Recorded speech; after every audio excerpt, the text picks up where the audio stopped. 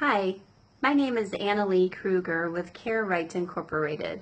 Many of you may follow me on Facebook or social media and may know that I help families with aging loved ones facilitate those family conversations that most families don't want to have on their own, where we talk about what's working well, what's not working well, what are your concerns, what are your frustrations, what do you already have in place for your aging plan, whether it's making sure that you have your estate documents in order, that you've got your your long-term care insurance, or if you're a veteran, you already have your VA application completed.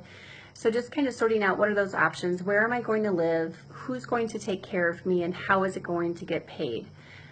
Almost every week, someone will say, well, I already have this all taken care of because I have long-term care insurance and my daughter is my healthcare power of attorney. And I said, okay, that's great, but that's only part of the planning. And I said, does that mean that you're assuming that your daughter is going to take care of you? Because that's very different than someone who's your healthcare power of attorney agent.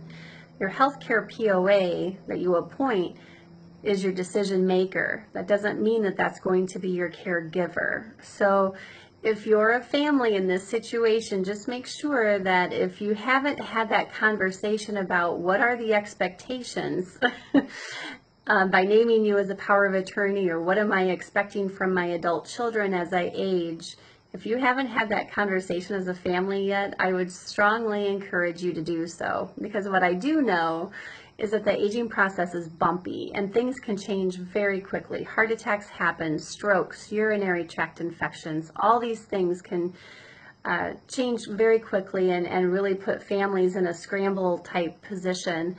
And if you haven't had these conversations, you really need to. Now, I also know that most families don't do well trying to have these conversations by themselves because there's too much family emotional junk that gets brought to the table.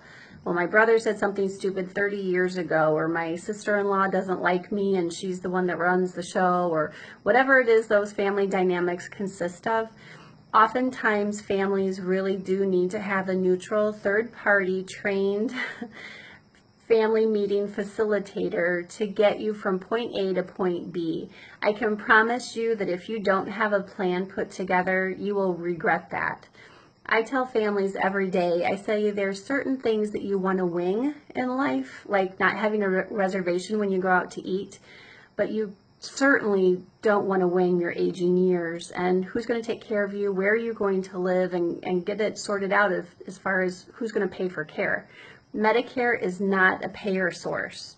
So if you take one thing away from this video, Medicare is not going to be your end-all be-all saving grace from a financial perspective. Another takeaway is have your family meeting, and if you have family issues where you can't do it yourself, please reach out to me. If you want to learn more, visit my website at www.carerightinc.com.